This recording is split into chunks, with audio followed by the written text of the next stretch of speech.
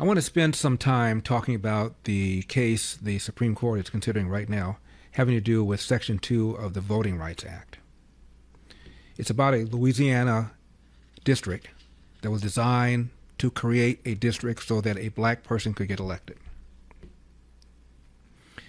And if the Supreme Court, as I predict, rules that this is a violation of the 14th Amendment, that could strike down a number of black and brown districts that were designed specifically to create districts where black and brown people could be elected to the House.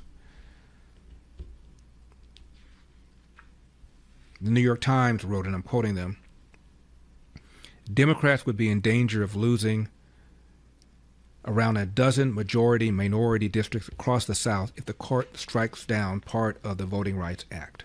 End of quote.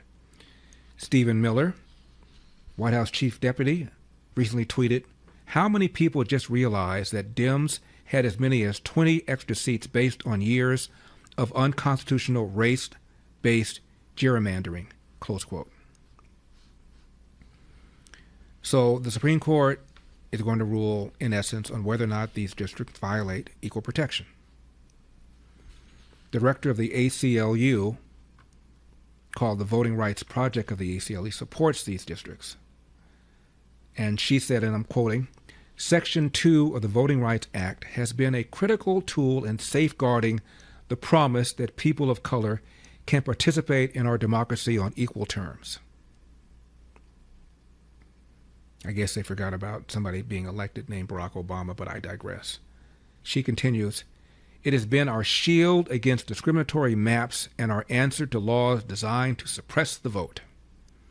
Congress passed the Voting Rights Act with overwhelming bipartisan support, she says, and reauthorized it again and again because our leaders understood a fundamental truth.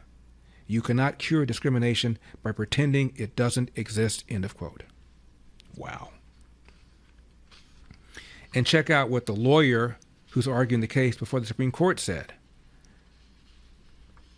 Her name is Janai Nelson. She said this, and I'm quoting, it was clear that regardless of party, white Democrats were not voting for black candidates whether they were Democrats or not.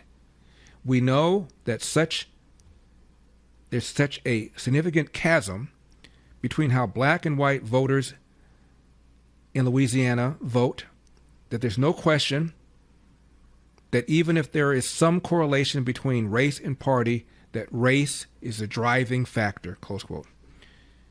Again, in short, she's arguing before the Supreme Court that white voters in Louisiana won't vote for a black candidate, whether that candidate is a Republican or a Democrat.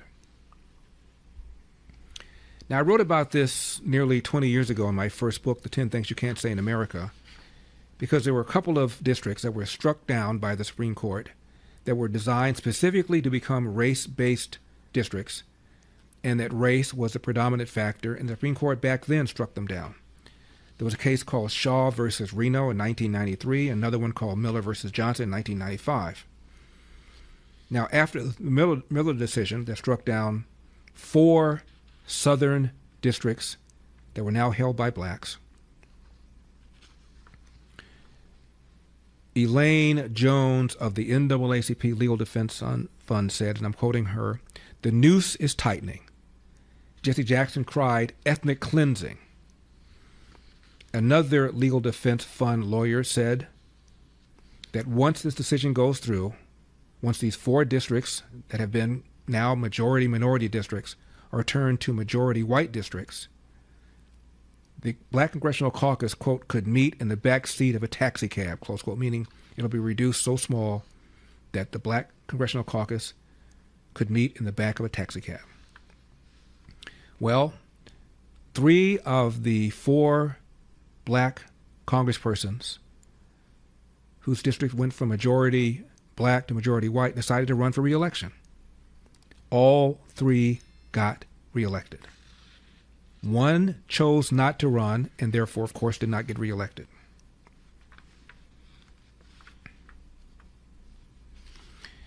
A columnist named Jeff Jacoby wrote about this back in 1996. And he quoted the NAACP's Elaine Jones, head of their legal defense fund, who said, "Today is one of the saddest days in the history of American law," referring to that case in 1996. At the ACLU, a guy named Laughlin McDonald foresaw a, quote, Congress that is increasingly white at a time that the nation is becoming increasingly diverse. As Jacoby said, for all the chicken littling, the sky never fell. There were 55 blacks and Hispanics in that Congress, and there'll be 55 in the one following.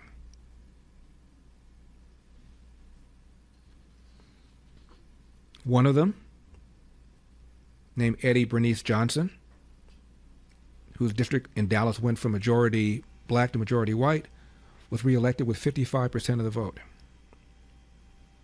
Sheila Jackson Lee's district went from majority black to majority white,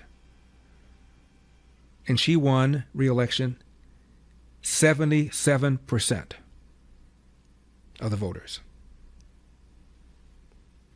Fast forward to now. Byron Donalds, Florida, is from a majority white district. Wesley Hunt from Texas, black Republican, as is Byron Donalds, is in a majority white district in Texas. Burgess Owens, black Republican from Utah, is in a majority white district. John James, Michigan, majority white district. Tim Scott, of course, is U.S. Senator from South Carolina. South Carolina has a substantial black population, but in no way is it the majority. And then you've got all these mayors from New York, from L.A., from Chicago, America's three largest cities, all of which have black mayors, none of which has a majority black population. And then, of course, you've got Barack Obama, 2008, whose election and re-election could not have taken place without substantial non-black votes. And I mentioned this the other day. 2007, when Obama was competing against Hillary Clinton for the nomination, and on the Republican side, Mitt Romney was competing against John McCain for the nomination, Gallup asked whether or not you would not vote for a black person, referring to Barack Obama. 5% of Americans said they would not vote for a black person. 11% of Americans said they would not vote for a female, referring to Hillary. 24% said they would not vote for a Mormon, referring to Mitt Romney, and 42% said they would not vote for somebody who would be 72 years old when he became president. Obviously, people's attitude about age has now changed given Donald Trump. But at the time, 42% of Americans said they would not vote for somebody who's as old as John McCain. In other words, Obama had a lower hurdle than did these other three more experienced non-black politicians. Is this thing on? Yet you have the lawyer before the Supreme Court arguing before the Supreme Court from the NAACP telling the court that white voters in Louisiana will not vote for a black person, whether that black person is a Republican or a Democrat. Now, correct me if I'm wrong, but didn't Bobby Jindal, whose parents are from India, become a senator from Louisiana and also governor from that state? Given the obvious racism among white voters that the NAACP is arguing about before the Supreme Court, how did that happen?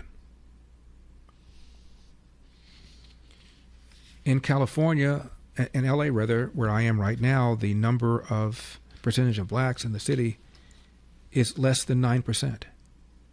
Yet Los Angeles just elected a black female for mayor. How did that happen? And in the late 90s, Los Angeles voted 4 times for a black mayor, Tom Bradley. How did that happen? Salem News Channel.